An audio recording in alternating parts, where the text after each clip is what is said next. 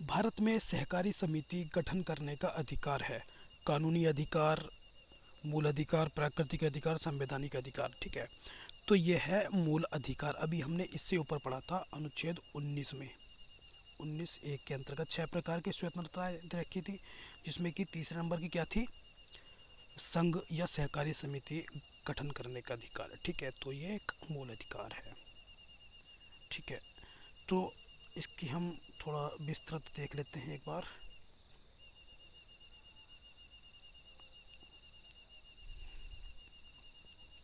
तो यहाँ पर एक संशोधन हुआ था, 97वां संविधान संशोधन।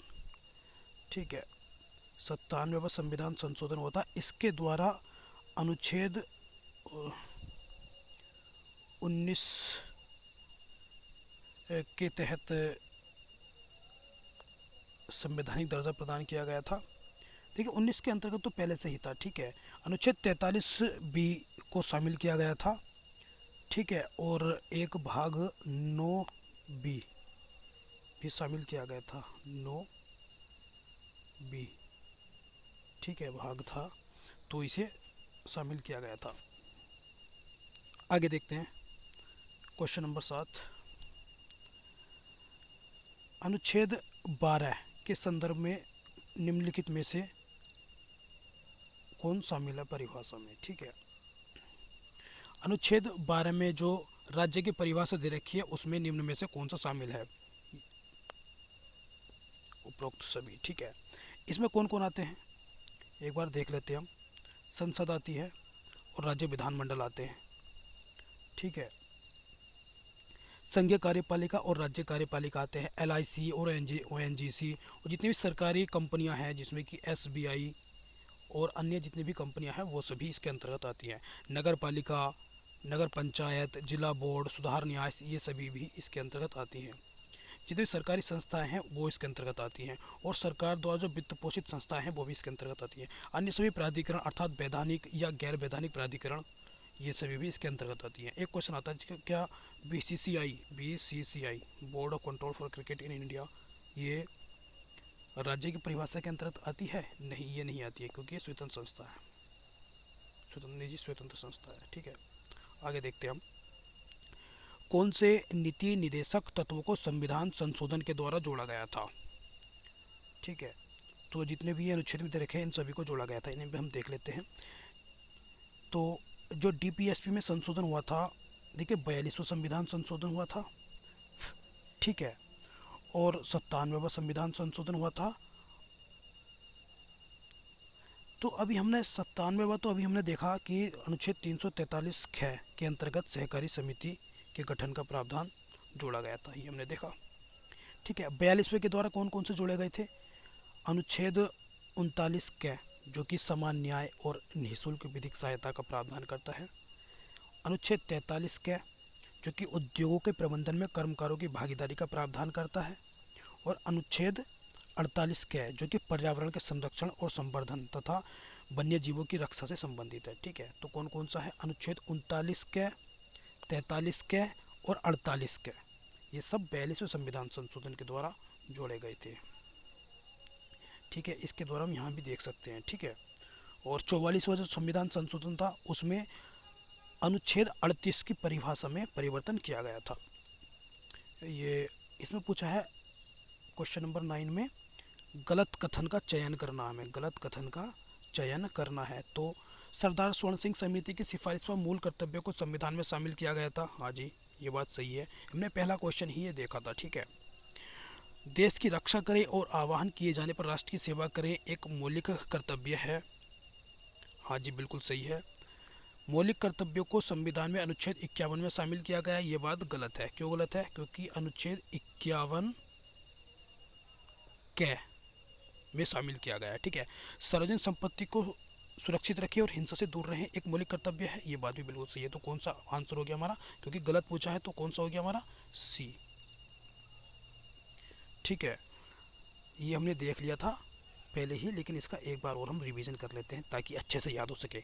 मौलिक कर्तव्य को भाग 4 क में अनुच्छेद 51 क में शामिल किया गया है, और इन्हें सोवियत संघ यानी कि रूस के संविधान से प्रेरित होकर ग्रहण किया गया है। भारतीय संविधान में स्वर्ण सिंह समिति की सिफारिश पर शामिल किया गया था।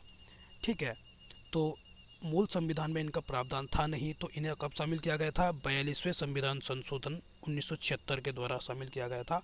तब 10 मौलिक कर्तव्य शामिल किए गए थे। ठीक है, और 11वां मौलिक कर्तव्य जोड़ा गया था 86वें संविधान संशोधन के द्वारा। तो वर्तमान में मौलिक कर्तव्यों की संख्या कितनी है? 11 है। और ये 11 कौन से हैं? ये 11 हैं ये वाले। ठीक है, इन्हें एक बार देख लीजिएगा। ठीक है, आगे देखते हैं 10वां। भारत के संविधान के निम्नलिखित में से किस भाग में एक समान सिविल संहिता का उपबंध है? बहुत ही महत्वपूर्ण क्वेश्चन है। तो भाग 4, भाग 4 में राज्य के नीति निदेशक तत्वों के अंतर्गत सिविल एक समान सिविल संहिता का प्रावधान किया गया है, और यह है अनुच्छेद 44 के अंतर्गत किया गया है प्रावधान। ठीक है, अगला देख लेते हैं हम। नीति निदेशक तत्वों के संबंध में असत्य कथन का चयन करना है। ठीक है, तो असत्य कथन का चयन करना है हमें। भाग 4 के में इनका उल्लेख किया गया है, ये बात बिल्कुल ठीक है। आयरलैंड के संविधान से लिया गया है, ये बात भी बिल्कुल ठीक है। इनका उद्देश्य लोक कल्याणकारी राज्य की स्थापना करना, ये बात भी बिल्कुल ठीक है। नीति निर्देश तो वाद योग्य हैं, ये बात गलत है। इनको न्यायालय में लागू नहीं किया जा सकता, तो ये गलत है। ठीक है, इन्हें एक बार हम और रिवाइज कर लेते हैं ज़रा। ठीक है, यही चीज़ें यहाँ पर दे रखी हैं कि भाग 4 में अनुच्छेद 36 से 51 तक आयरलैंड के संविधान से लिया गया है। न्यायालय में इन्हें लागू नहीं किया जा सकता, ये परिवर्तनीय नहीं है। और इनका उद्देश्य क्या है? लोक कल्याणकारी राज्य की स्थापना करना, यानी कि आर्थिक लोकतंत्र की स्थापना करना है। निम्नलिखित में गलत कथन का चयन करना है। ये जो जितने भी अनुच्छेद हैं, चाहे वो मूल अधिकार के हों या डीपीएसपी के अंतर्गत आते हों, वो बहुत ही महत्वपूर्ण है। खास तौर से ये जो 4 दिए गए हैं। ठीक है, 40 में कहा गया ग्राम पंचायतों का गठन सही है। समान नागरिक संहिता, यह भी हमने देखा था ऊपर, ये बात ये भी ठीक है।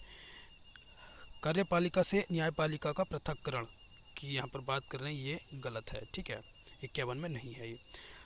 अनुच्छेद 36 राज्य की परिभाषा की है, जो राज्य की परिभाषा कहाँ दे रखी थी? हमारे अनुच्छेद 12 में मूल अधिकार के अंतर्गत रखी थी। इसमें कहा गया कि राज्य की वही परिभाषा है जो अनुच्छेद 12 के अंतर्गत दी गई है। ठीक है, इस अनुच्छेद 36 में। ठीक है, तो कौन सा गलत हो गया? हमारा सी गलत हो गया। यहाँ पर ये अनुच्छेद दे रखे हैं नीति निदेशक तत्वों के, इनको हम जल्दी से एक बार देख लेते हैं। ठीक है, 36 हमने देख लिया है, और इम्पोर्टेंट देखेंगे यहाँ पर 39वें में क्या है? समान न्याय और निःशुल्क विधिक सहायता का प्रावधान, जो हमने देखा था, ये 42वें संविधान संशोधन के द्वारा जोड़ा गया था नहीं? हाँ, और पुरुषों और स्त्रियों की आजीविका के पर्याप्त साधन प्राप्त करने का अधिकार है। ठीक है, समान कार्य के लिए समान वेतन, ये बहुत पूछा जाता है, इस बात का ध्यान रखना है। ये सब चीज़ें अनुच्छेद 39 में दे रखी है, एक बार इन पर नज़र मार लीजिएगा। और अनुच्छेद 40 में ग्राम पंचायतों गठन, ये भी ऑप्शन में आया था, ग्राम पंचायतों गठन अनुच्छेद 40 में है। कुछ दशाओं में, जैसे कि बुढ़ापे, बीमारी, बेरोजगारी आदि में काम, शिक्षा और लोक सहायता पाने का अधिकार अनुच्छेद 41 में दे रखा है। और 43 में क्या है? कर्मकारों के लिए निर्भर मजदूरी, शिष्ट जीवन स्तर पर अवकाश की व्यवस्था करने और कुटीर उद्योग को प्रोत्साहन देने का प्रावधान अनुच्छेद 43 के अंतर्गत किया गया है। ठीक है, सहकारी समितियों को हमने देखा था पहले भी, 43 ख में किया गया है। समान नागरिक संहिता अनुच्छेद 44 में है। 45 में क्या है? 6 वर्ष से कम उम्र के बच्चों को शिक्षा तथा देखभाल के बारे में है। ठीक है, SC ST और अन्य दुर्बल वर्गों के शिक्षा और अर्थ संबंधी हितों की अभिवृद्धि करना राज्य कर्तव्य होगा, ये क्या कहा किया गया है? अनुच्छेद 46 में। ध्यान रखिएगा, SC और ST का प्रावधान 46 अनुच्छेद 46 में है। और अनुच्छेद 48 में है कृषि और पशुपालन, 48 में है कृषि और पशुपालन का गठन। 48 के में हमने देखा था, ये कब शामिल किया गया था? 42वें संविधान संशोधन के द्वारा शामिल किया गया था। पर्यावरण का संरक्षण में संवर्धन का प्रावधान अनुच्छेद 48 में। 49 में राष्ट्र महत्व के स्मारकों, संस्थानों और वस्तुओं का संरक्षण अनुच्छेद 49 में। 50 में क्या? कार्यपालिका से न्यायपालिका का पृथक्करण, ये भी ऑप्शन में आया था हमारा। ठीक है, उसमें दे रखा था 51, तो क्या है हमारा? कार्यपालिका से न्यायपालिका का पृथक्करण का प्रावधान किया गया अनुच्छेद 50 में। ठीक है, अंतर्राष्ट्रीय शांति एवं सुरक्षा की अभिवृद्धि अभिवृद्धि, अंतर्राष्ट्रीय विवादों का निपटान, मध्यस्थता, ये सब कहाँ दी हुई है? अनुच्छेद 51 में दी गई है। इस बात का हमें ध्यान रखना है। ये जो हमने जिक्र किया ये बहुत ही महत्वपूर्ण अनुच्छेद है, इनको जरूर देख लीजिएगा। ठीक है, मूल अधिकार के संबंध में कौन सा सही नहीं है? मूल अधिकारों को आयरलैंड के संविधान से लिया गया है, ये थोड़ा गलत दे रखा है यहाँ पर। ठीक है, आयरलैंड के संविधान से प्रेरित होकर ग्रहण किया गया है, ये बात गलत है, ये अमेरिका के संविधान से प्रेरित होकर ग्रहण किया गया है। ठीक है, मूल अधिकार न्यायोचित है, इनके अधिकारों के हनन पर न्यायालय में जाया जा सकता है, बिल्कुल ठीक बात है ये। मूल अधिकार स्थायी नहीं है, अर्थात संसद अनुच्छेद 368 के अंतर्गत संविधान संशोधन की शक्ति के माध्यम से इनको घटा बढ़ा सकती है, ये बात भी बिल्कुल सही है। ठीक है, तो इसमें पूछा था कौन सा सही नहीं है। ठीक है, तो कौन सही नहीं है? हमारा पहला सही नहीं है। ठीक है, क्योंकि इसे अमेरिका के संविधान से प्रेरित होकर ग्रहण किया गया है। ठीक है, ये हमने देखा था, एक बार देख लेते हैं। मूल अधिकार को भाग, यहाँ पर देख लेते हैं। ठीक है, यहाँ सही से दे रखा है। मूल अधिकार को भाग 3 में अनुच्छेद 12 से 35 तक इसका प्रावधान किया गया है और इन्हें अमेरिका के संविधान से लिया गया है। और मूल अधिकारों को भारत का मैग्ना कार्टा कहा जाता है। ठीक है, मूल रूप से कुल 7 मूल अधिकार थे, लेकिन 44वें संविधान संशोधन 1978 में जो हुआ था उसमें संपत्ति के अधिकार को हटा दिया गया और उसे पहुंचा दिया गया अनुच्छेद 300 ए में। ठीक है, और अब ये संपत्ति का अधिकार जो है ये मूल अधिकार नहीं है, ये केवल संवैधानिक अधिकार है, कानूनी अधिकार है। ठीक है, और मूल अधिकारों में संशोधन हो सकता है, लेकिन इनमें जो है मूल ढांचे के सिद्धांत के तहत मूल ढांचे में संशोधन नहीं किया जा सकता मूल अधिकार के अंतर्गत। ठीक है, और अनुच्छेद हम देख लेते हैं, इसमें क्वेश्चन पूछ लेते हैं कि भाई कौन सा अनुच्छेद केवल भारतीयों पर लागू होता है। तो अनुच्छेद 12 से लेकर के हमारे पास 35 अनुच्छेद हैं। ठीक है, लेकिन जो केवल भारत के नागरिकों को प्राप्त है वो है अनुच्छेद 15, 16, 19, 29, 30, इनको याद रख लेना है। 15, 16, 19, 29, 30 और बाकी जितने भी हैं वो भारत के लोगों को भी प्राप्त है और विदेशियों को भी प्राप्त है। समता का अधिकार अनुच्छेद 14 से लेकर के 18 तक समता का अधिकार है। स्वतंत्रता का अधिकार अनुच्छेद 19 से लेकर के 22 तक। शोषण के विरुद्ध अधिकार अनुच्छेद 23-24 में। और धर्म की स्वतंत्रता का अधिकार है अनुच्छेद 25 से 28 तक। संस्कृति और शिक्षा संबंधी अधिकार अनुच्छेद 19, 29 और 30 में। ठीक है, संवैधानिक उपचारों का अधिकार है अनुच्छेद 32 में। ठीक है, अनुच्छेद 32 के तहत जो है 5 प्रकार की रिट जारी की जा सकती है, जो कि हमने पहले देखा था। ठीक है, ये सब चीज़ें हैं, ये हम इन अनुच्छेदों को पहले ही देख चुके हैं। ठीक है, मूल अधिकार भी हमारा हो चुका है। कौन से मूल अधिकार भारतीय नागरिकों एवं विदेशी दोनों को प्राप्त हैं? ये हमने देखा था अनुच्छेद 15, 16, 19, 29, 30, ये जो है ये भारतीय नागरिकों को प्राप्त है, केवल भारतीय नागरिकों को। ठीक है, उसी से संबंधित क्वेश्चन दे रखा है। ठीक है, आगे देखते हैं हम अब।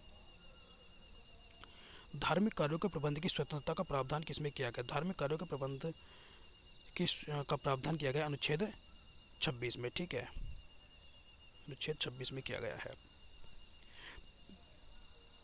ये अनुच्छेद 22 में कुछ दशों में गिरफ्तारी संरक्षण, 23 में मानव के दुर्व्यापार और बलात् श्रम का प्रतिषेध, कारखानों में बालकों का नियोजन का प्रतिषेध का अनुच्छेद 24 में किया गया है। 25 में किया गया अंतःकरण की और धर्म को अबाध रूप से मानने की स्वतंत्रता अनुच्छेद 25 में। धार्मिक कार्यों के प्रबंध की स्वतंत्रता 26 में। धर्म की अभिवृद्धि के लिए करों से छूट किस में प्रावधान किया गया? अनुच्छेद 27 में किया गया है। शिक्षा संस्थाओं में धार्मिक शिक्षा या धार्मिक उपासना उपस्थित होने के बारे में स्वतंत्रता का प्रावधान किया गया अनुच्छेद 28 में। ये किया गया अनुच्छेद 28 में। ठीक है, 29 में अल्पसंख्यक वर्गों के हितों का संरक्षण और 30 में शिक्षा संस्थाओं में की स्थापना और प्रशासन करने का अधिकार, अल्पसंख्यक वर्गों का अधिकार के बारे में प्रावधान किया गया है। अब गांधीवादी सिद्धांत से संबंधित कौन सा अनुच्छेद है? अनुच्छेद 40, 43, 46, 51। ठीक है, तो कौन सा गांधीवादी से संबंधित अनुच्छेद नहीं है? ठीक है, ये हम यहाँ पर देख लेते हैं कौन कौन से हैं, कौन कौन से नहीं है। ठीक है,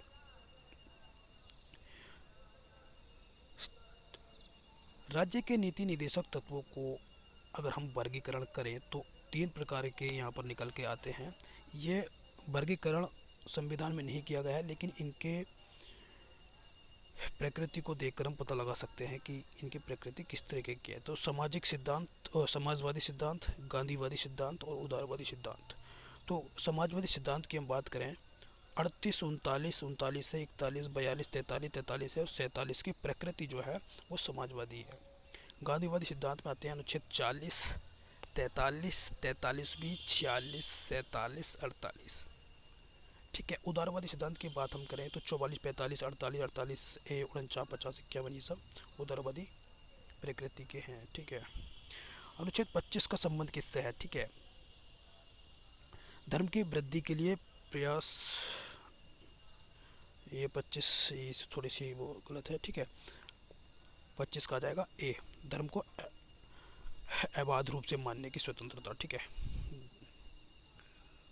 अगर हम बात यहाँ पर करें तो 25 हमने देख लिया। शिक्षा का अधिकार किस उम्र के बच्चों के लिए बनाया गया है? देखिए सीधी सी बात है, हमने देखा था, पहले भी देख चुके हैं कि 6 से 14 वर्ष की आयु के बच्चों के लिए ये बनाया गया। कहाँ प्रावधान किया गया? अनुच्छेद 21 में इसका प्रावधान किया गया है और इसे 86वें संविधान संशोधन के द्वारा शामिल किया गया था।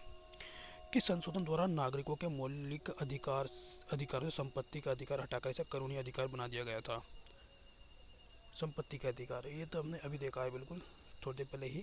ठीक है, 44वें संविधान संशोधन जो कि कब हुआ था? 1978 में हुआ था। संपत्ति के अधिकार को मूल अधिकार से हटा करके कहाँ पहुँचा दिया गया था? अनुच्छेद 300 ए में पहुँचा दिया गया था। और अब ये मूल अधिकार नहीं है संपत्ति का अधिकार, ठीक है, कानूनी अधिकार है। ओके, मौलिक अधिकारों को लागू करने का दायित्व है किसका है?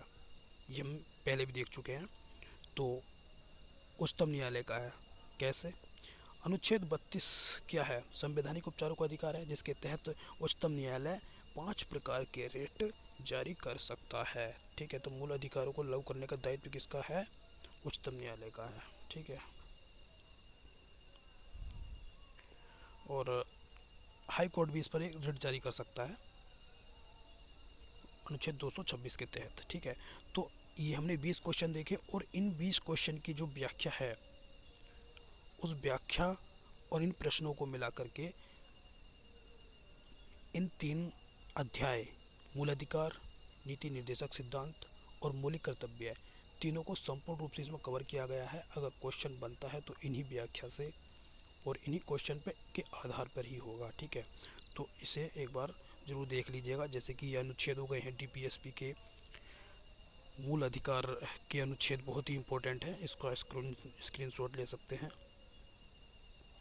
ठीक है, इन्हें ज़रूर याद कर लेना और बाकी इसका स्क्रीनशॉट ले सकते हैं।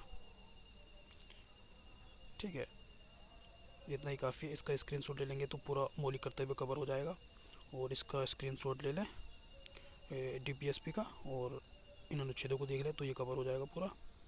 और इसका अनुच्छेद देख लें तो यहाँ पर ये पूरा कवर हो जाएगा, मूल अधिकार।